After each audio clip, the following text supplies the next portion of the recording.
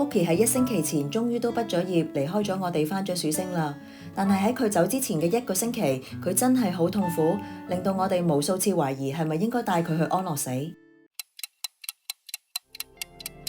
如果有睇開我哋個 channel， 都應該會知道 Cookie 大約喺2個幾月之前曾經試過下體流血，當時獸醫有講過話佢可能係 cancer 或者受傷內出血，但係我哋餵咗2日止痛藥俾佢之後，佢就已經冇晒事。當時我哋諗可能佢只係俾果仁學界親先流血，但係喺 Cookie 走之前嘅1個星期，佢個肚突然之間好脹好紅，下體開始潰爛，又有分泌物流出嚟，我哋就知道獸醫講中咗佢最嚴重嘅問題，就係除咗皮膚俾果仁學界損之外，佢身體入面都真係有出血嘅情況啊！獸醫講過，如果我哋再帶 Cookie 返去，基本上一定係幫佢打針安樂死，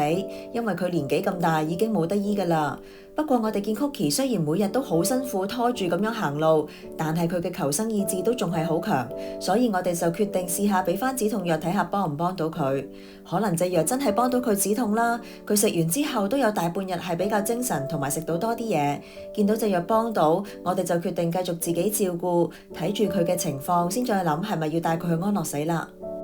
我哋每日除咗餵藥之外，就係餵嘢俾佢食，因為佢食嘢越嚟越冇力，所以我哋就另外煮熟整腍啲蘿蔔、蛋白同埋一啲蔬菜俾佢補充營養。去到最後2日，我哋甚至要每幾個鐘就餵水俾佢，因為佢已經辛苦到行唔到去飲水啦。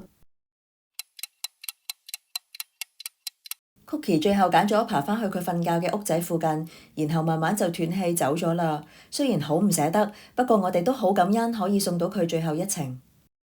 紅姐鼠 Cookie 係我哋養過嘅倉鼠入面最唔怕人嘅倉鼠，亦都係唯一一隻識得跳嘅倉鼠。佢好似兔仔咁，後腳好有力，鍾意用對腳掟出去。佢除咗喺最後1星期因為太辛苦所以咬過我哋之外，之前從來都冇咬過人㗎，亦都好少會有咬籠呢啲情況。完全係一隻開心又活潑嘅可愛紅姐鼠嚟。佢平時出籠外面玩，最鍾意就係喺梳化邊嗰度睇風景，又陪下我哋睇電視。可惜佢已經唔可以再陪我哋睇電視啦。雖然我哋到最終都唔敢肯定冇帶 Cookie 去安樂死係咪一個啱嘅決定，但係點都好 ，Cookie 而家都冇晒痛苦，可以喺鼠星揾冬甩同埋其他鼠鼠玩啦。多謝你呢2年5個月嘅陪伴，後會有期啦 ，Cookie 喺天堂要繼續做一隻活潑開心嘅鼠鼠啊！